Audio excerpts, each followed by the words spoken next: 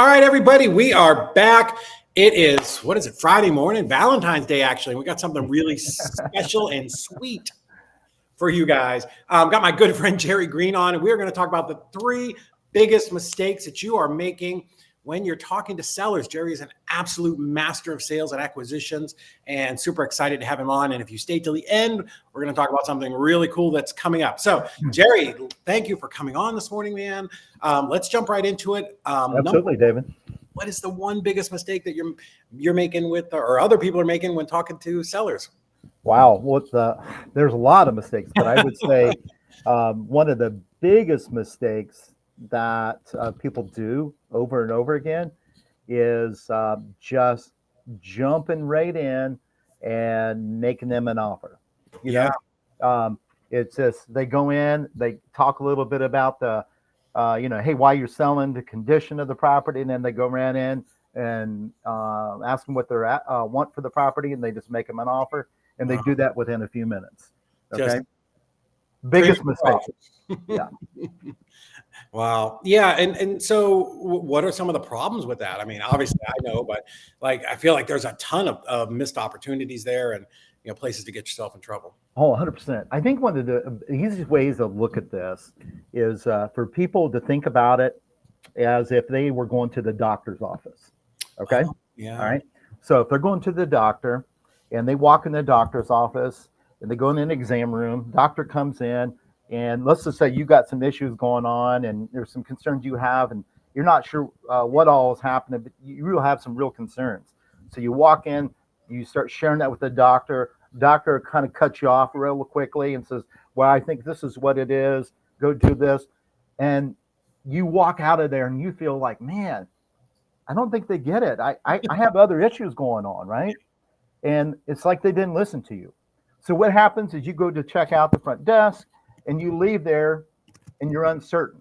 So you're uncertain. So what do? You seek a second opinion. Okay.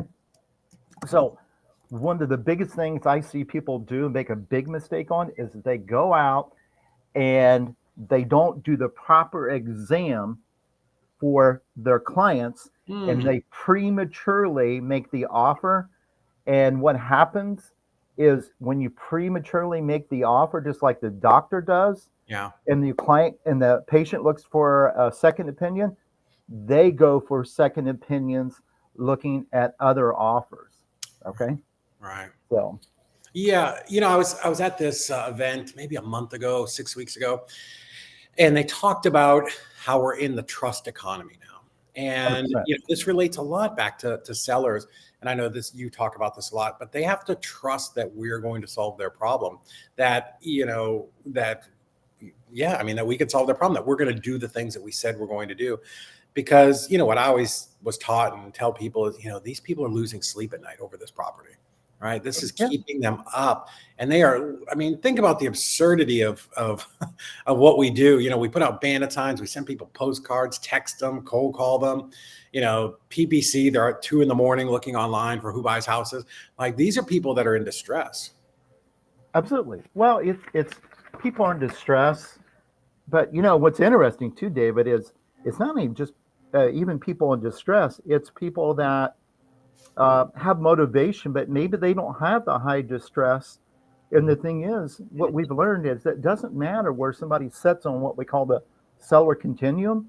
Okay. What it comes down to is this: is you if you can understand where a person is at now, and you have the ability to build the gap from where they're now to where they want to be, that's how you become the top 1% closers.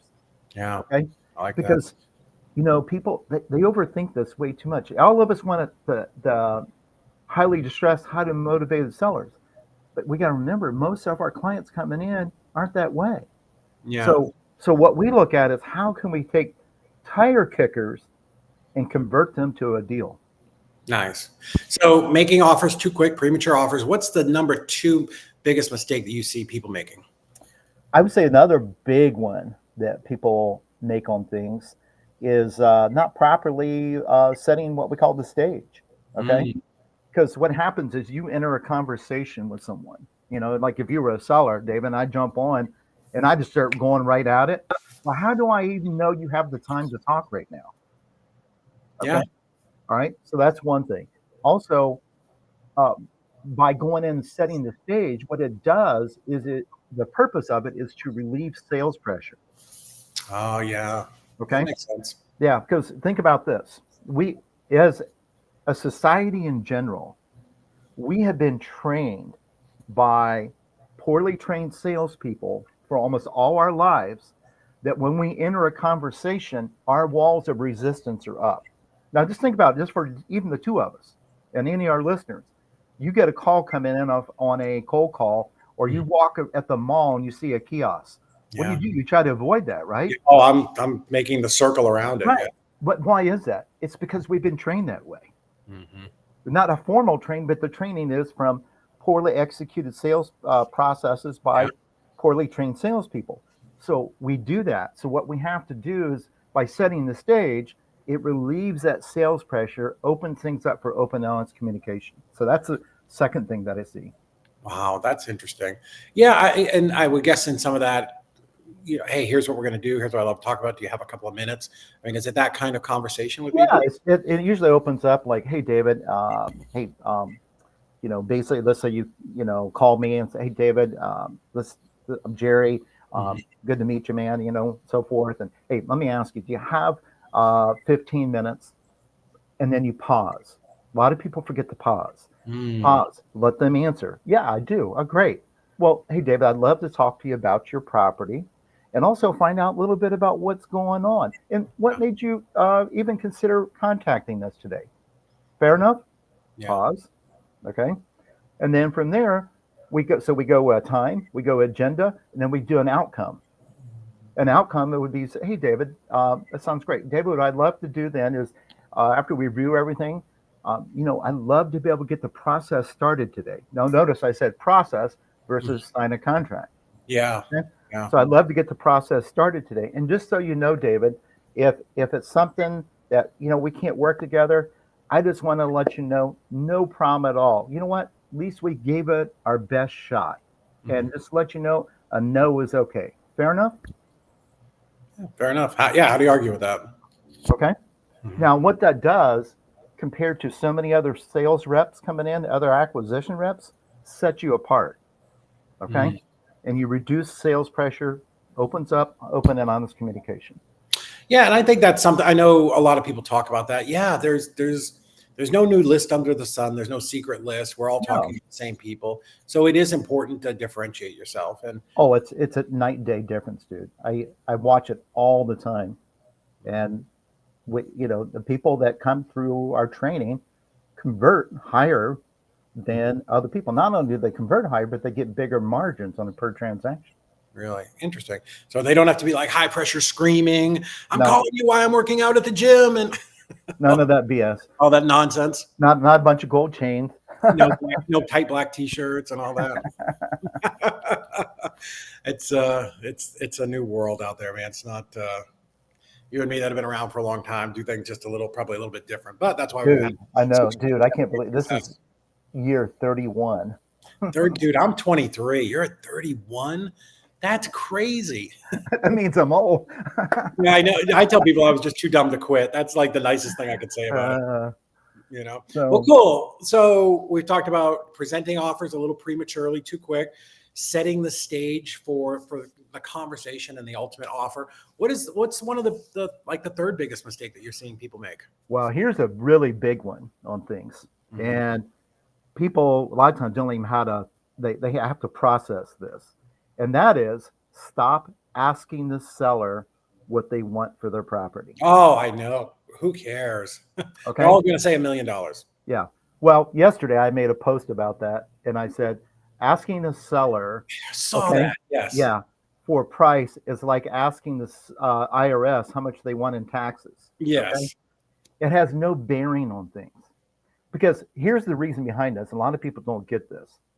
See, when you ask a seller for a price, they come out, and especially in today's world, when they can just pull up Zillow, right? Everybody's a real estate expert. Okay. Mhm. And what happens on that, David, they throw out a number on things. They are doing something that is one of the biggest strategies used in basically department stores, restaurants, and it's called price anchoring. Yeah. And the seller is price anchoring you. Hmm. Okay. They're actually price anchoring you. So think about this. If they price anchor you and it's a very high number, then you got to be down here. That's a lot harder number to overcome. Hmm. So what we do is we train people to price anchor them. Right. Okay. But and here's the cool thing about it, David. The key to this, the absolute key to this is when we price anchor, it's not an offer. Hmm. It's a comparison number. Okay. That. For instance, let's just say you were going to a really nice steakhouse. You walk into the nice steakhouse, right? And on that nice in that nice restaurant, they have what's the real expensive? Was it wagyu, the beef? Yeah. Wagyu. Yeah. Yeah. Yeah. Okay. So you can get It's steak. amazing. Yeah, Uh, yeah, it is. But you can it have a was, steak that'd be $500, right? dude. I've done it a couple times. It was amazing, but it was so expensive. Okay. So let's think about it. You walk really nice steakhouse. They have that. You can get a steak for $500. Hmm. But also down the menu, they turn around and they lead with that $500. But then they have down there too, where you can get a nice grilled chicken meal for $60. And you're like, Now, what a bargain. right, but any other place we would go to, $60 for a grilled chicken, Yeah. it'd be so what they're doing is they're price anchoring you. Interesting. Okay. So what we do is we do the same thing, but we reverse it with the seller. Okay. So it might be something like, David, based upon everything we talked about here today, I just, I'll tell you, Dave, I would feel really comfortable, and I know I wouldn't lose money if, and I just feel really comfortable about 150,000, but I know that's something you would never consider anyways. Mhm. Okay. Now, what I've done, and I can even lead it up, say, by the way, David, too, by the way, too, that's not my offer. I know I would feel really comfortable there. And I know I wouldn't lose money. Yeah. Okay. And you just shut up. Yeah.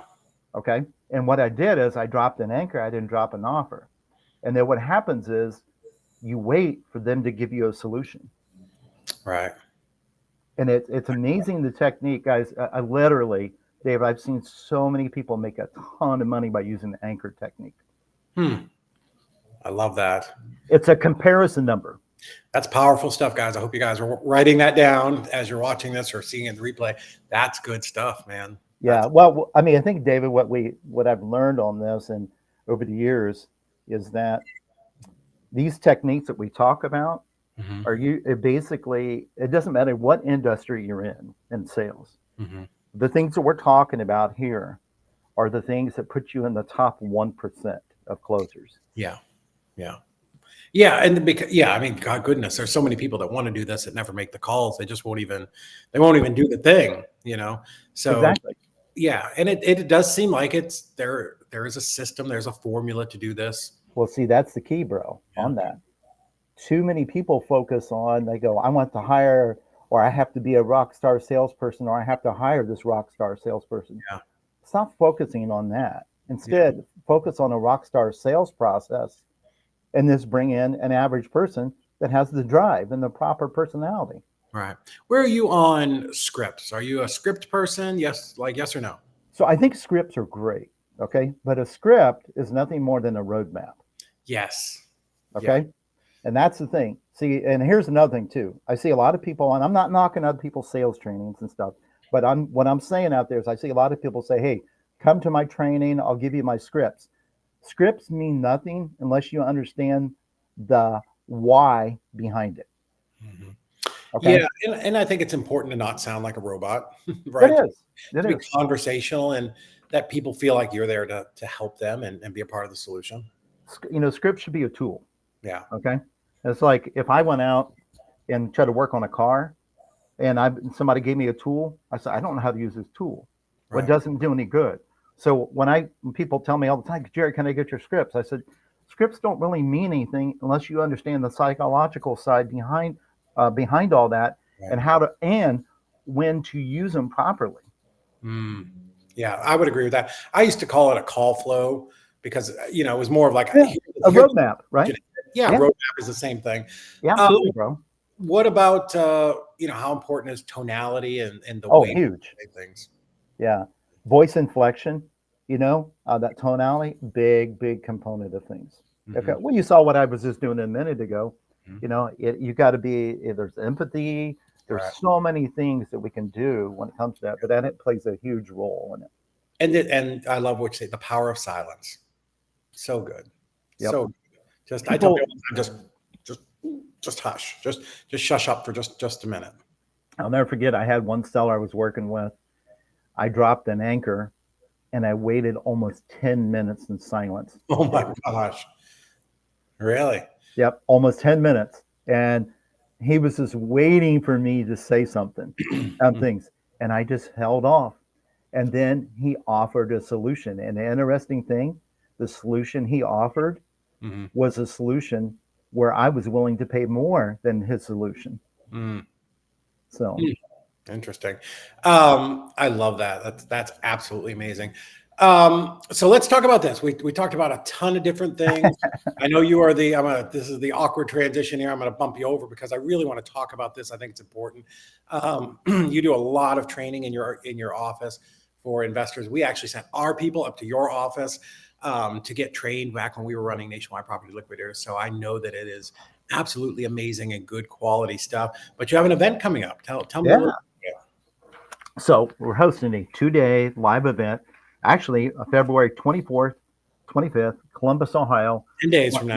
Yep, just 10 days from now. It's myself and Tommy Har. We're going to be co-hosting that right in Columbus. It's a live 2-day uh, acquisition sales training. Okay, now I recommend if your acquisitions, if you're dispo, if you're TC, all this is important because everybody's connecting with clients on the sales side of things. So, but we're at 2-day training, very intense. We're going to go through my complete sales process from beginning to end.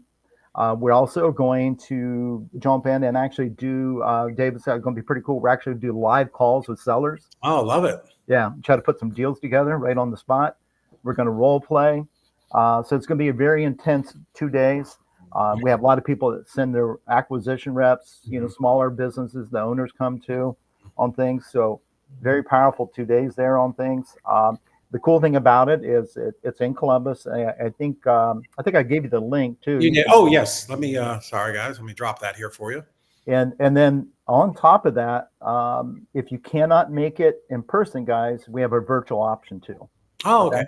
Yeah. Wow, that's cool. So who is this event for? Like if I'm watching this, like, and I'm like, there's really not a lot of events anymore. I feel like they've all kind of people aren't doing as many events, but I know I need some training. I know I set goals for 2025 and I really want to, improve this year. Like who is the ideal person to attend this event?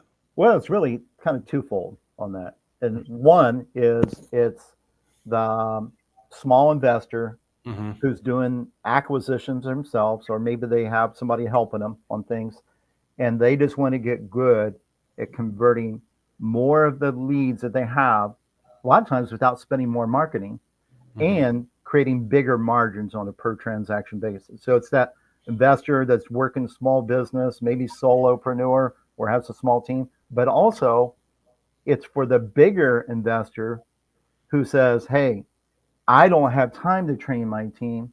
So Yeah. I'm going to send them to Jerry's event and send them to that boot camp and then let them train them on things. And I think that's smart. We always talk about bringing in experts into your business to do the things that you may not be great at.